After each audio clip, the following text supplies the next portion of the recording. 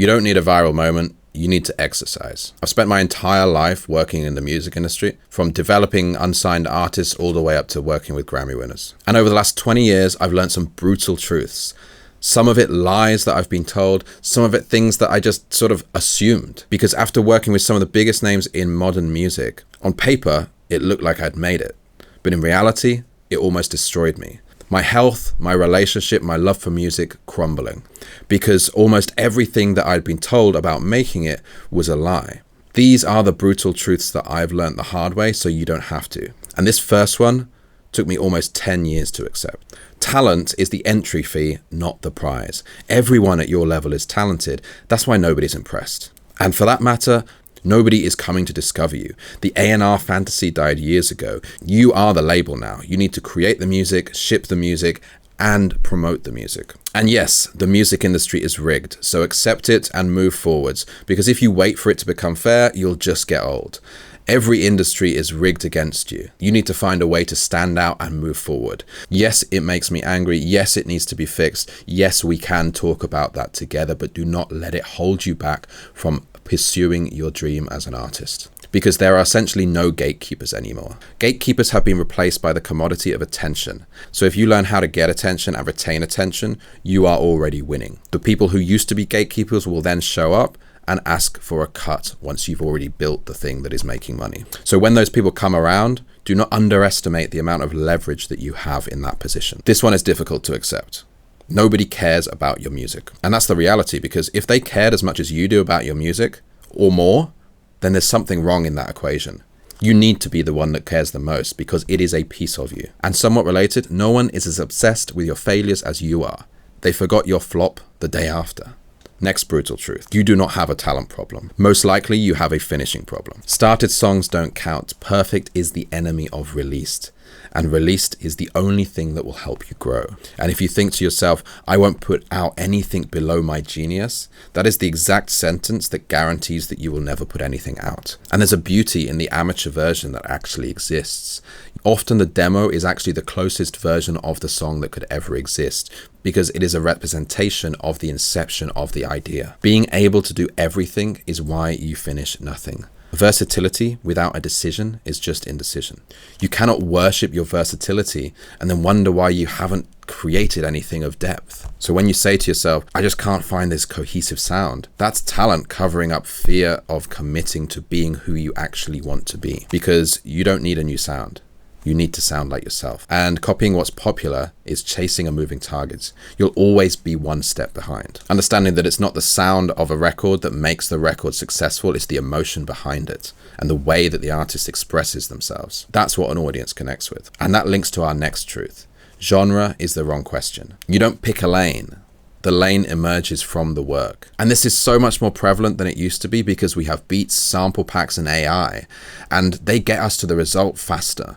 But if you lean on them and you're letting them pick a direction for you, well, you just shouldn't, because it'll mask who you naturally want to be. The most personal music is the most universal. The more specific you get, the more people will see themselves in it. Because as humans, we are not smart enough to guess what a stranger wants. So stop trying. Write from what's inside, get better at finding your own emotional release, and theirs comes with that. This next truth took me a long time to understand. The industry tries to put you into a box, but it's describing what's convenient for them, not who you are. You do not need anyone's permission to call yourself an artist. You are an artist the moment you call yourself one and do the things that artists do. Reject the box. So many artists say to me, they won't get my sound. But this is just an alignment issue. If you can't describe the emotional world where your music comes from, no one would ever be able to understand it or translate it.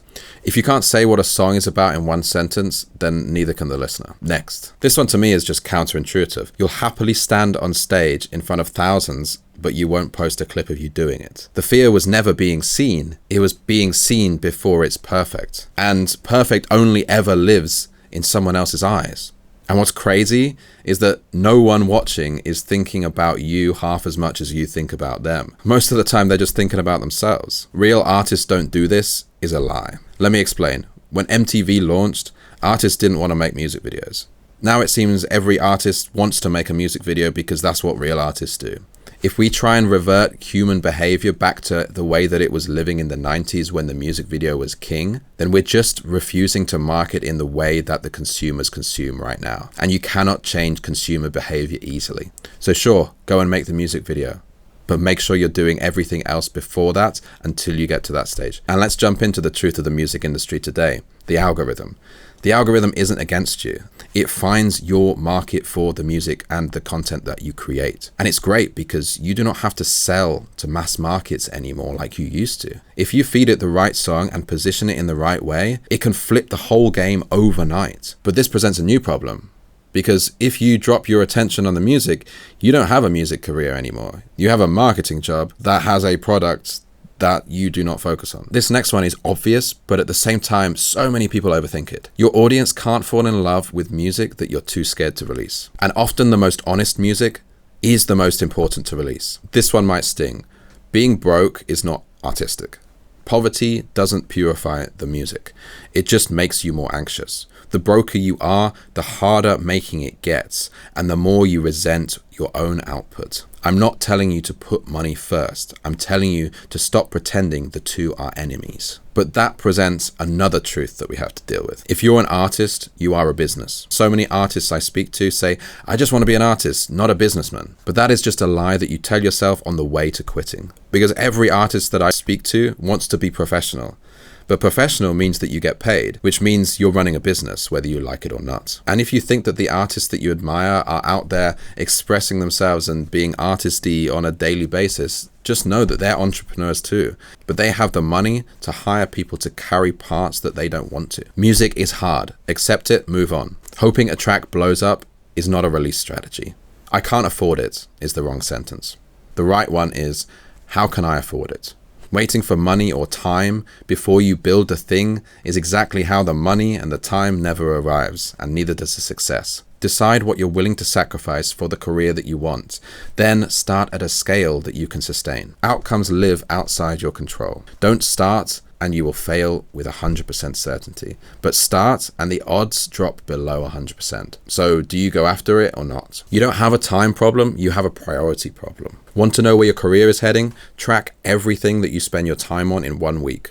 Block it out and then cross off the things that don't move you forwards and watch how much time appears. You don't find time, you create it by choosing what not to do. You don't have a motivation problem, you have a structure problem. You don't need more discipline. You need someone to hold you accountable. Consistency beats genius. The artist who releases for 10 years straight beats the prodigy who quits for 2. And with that, 1 song a week for 2 years will change your life more than 1 song a year for 20. Because nobody sees the hundreds of bad songs behind the good one. They never do. Motivation is the result of action, not the requirement for it. So start ugly, but just start.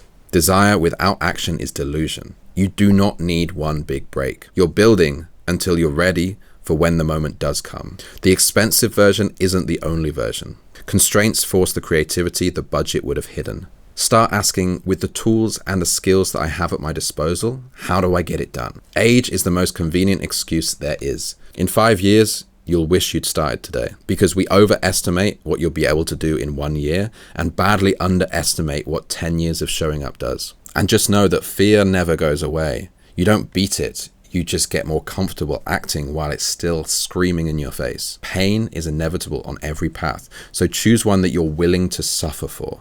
Being an artist isn't a decision that you necessarily make, and for a lot of us, it's just a way that we process the things that we can't otherwise say. And that obviously presents other problems. If you need everybody to like your music, you'll make music that nobody loves. You have to be willing to be disliked before you'll ever sound like yourself. And the most fearless thing you could ever do is to be vulnerable. The version of you that quits always has a very reasonable sounding excuse. And remember that you'll keep telling yourself that you'll commit once things settle down. But the thing is, life never stops and things never settle down. So just do it today. This one is a difficult one to accept. Your friends and your family's advice can't be trusted. Not because they're wrong, but because they love you. They feel the risk for you and they try to protect you from getting hurt. So they can often quietly talk you out of taking the leap that you need. Listen to what they say, notice how it makes you feel, then decide for yourself. And think about the people that you surround yourself with. You become the average of the creatives you spend the most time around. So be deliberate. And that includes who you consume. And yes, I say who you consume. If you're not surrounding yourselves with other creatives, the likelihood is that you're spending a lot of time on social media. Stop following everybody you get jealous of or there is bad feelings arising.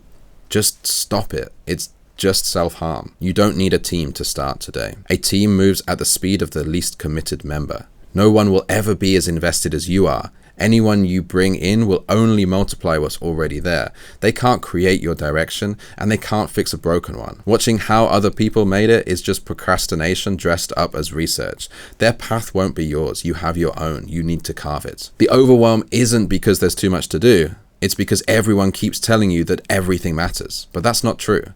Prioritize the few things that actually move you forwards, and the rest either falls away or gets handled by other people. Success on the outside is not success on the inside. You can climb all the way to the top of the mountain, but if you never wanted to be there in the first place, it doesn't matter. Alignment is the whole game. And if every project starts to hit the same wall, you're the wall. You're building a business here, and your personal problems will show up inside it, guaranteed. I moved out of London, I stopped drinking, I cut friendships that were never really friendships. Deal with your own stuff first, because that shit makes a real difference. And making it isn't a finish line, it's a cycle that redefines each time you make a step forward. And just know that nobody is coming to save you. Not a label, not a manager, not a playlist, not one big break. The only person who can give you the career that you want is you. And your audience can't fall in love with music that you're too scared to release. So make the thing, put it out. Let the world tell you the truth that your friends won't. Because wherever you're at right now is both temporary and exactly where you're supposed to be. You're here to learn what you have to learn to become the person that you need to be to get this career to the place that you want to be. Watch this video next to continue your journey.